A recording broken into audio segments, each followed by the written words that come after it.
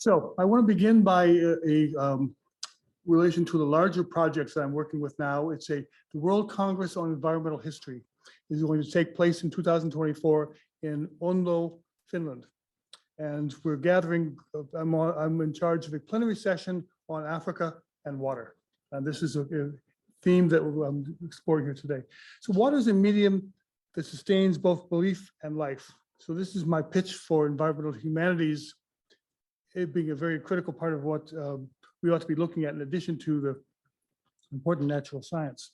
Water is also a narrative text in which the arts, language, other expressions of identity, as much variety as there is in Africa, and all of those things, Africa nonetheless was a wonderful place for understanding the interactions around the humanities and the natural world, water being one of those key foci. So what I'm looking at are two different river systems, two different watersheds. One of them, both of them in Ethiopia, and they divide, their watersheds divide in the center of Ethiopia to the west, feeds into the Nile. 84% of the water that reaches Cairo comes from the Ethiopian highlands.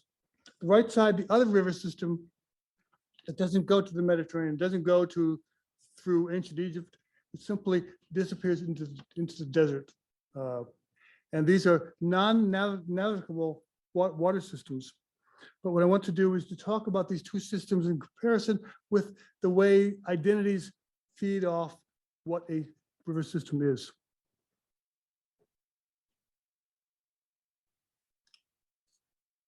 Okay, just an example. If we go to the source of the Nile, where does the Nile come from? The Jesuits, the Spanish Jesuits, the Portuguese Jesuits, local Ethiopians all say this place is the source of the Nile. It's where the water comes from. It's where the identity of the river gains its momentum into eventual movement into Sudan, then to Ethiopia, then to the Mediterranean Sea. On the left side, you see Abun Zarabruk, who was exiled for 7 years. He was exiled as the patriarch of the Ethiopian church, but he was exiled when the Jesuits converted the emperor. And for 7 years, he was in prison. But when he came back from prison after the emperor abdicated, the Ethiopian church came back, the Ethiopian Orthodox Christianity came back, he went back and retrieved his liturgical documents, which he stored under the river Nile. So here's the depiction of him in this one spot. Both these photographs taken in the same space, same place. He's retrieving the liturgical texts, which are so important to the practice of the religion, from the waters of the Nile, where they were preserved. It was miraculous, and thus he is Kudus, he is saint.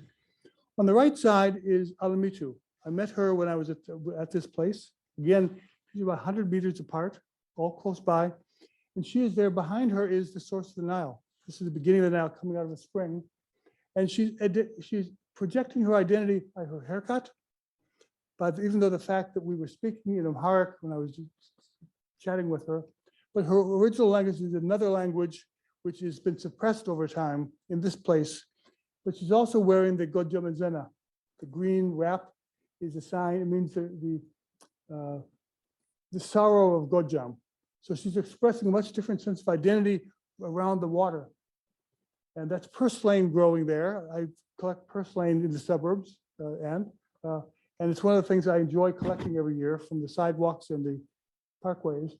And so she is there at the same spot he supposedly is at, representing two senses, but they're only the same spot in the highlands of Ethiopia. So here's a map you can't see very well. It's from 1681. This was drawn from the memory of a priest, Ethiopian priest, who found his way to Rome and began to be interviewed about his geographic memory of his home country. So what you see here from his own image of what he's doing is he's looking at water courses. Water for him is an important part of his identity, geography, and it's what he was reconstructed for him in the map maker. So ironically, he later died in a shipwreck in the Mediterranean. He never made it home again. So here's the last slide.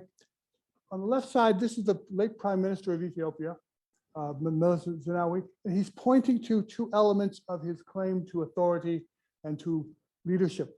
One, he's pointing to the ancient Aksumite, 1st century AD, still lie there. And at the bottom is the Blue Nile Dam, the Hadassah Dam. That is a symbol of the power, authority, and the environmental impact of Ethiopia. It's a major controversy between Egypt, Sudan, and Ethiopia. The dam has now been built. On the right side is a 4th grade teacher who was a colleague of mine who retired.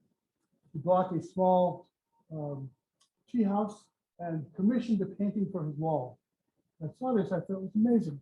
This is his dystopic vision of the future of water. I hope you can see the label on the. So it's a dystopic view, but he was a jokester. So this was amusing. He's taking this view. But the notion, Ethiopian flag, that Ethiopia was part of this water system. This is the Nile waters that flow out of this lake into the Nile system. His notion is that this is not such a positive view of the future.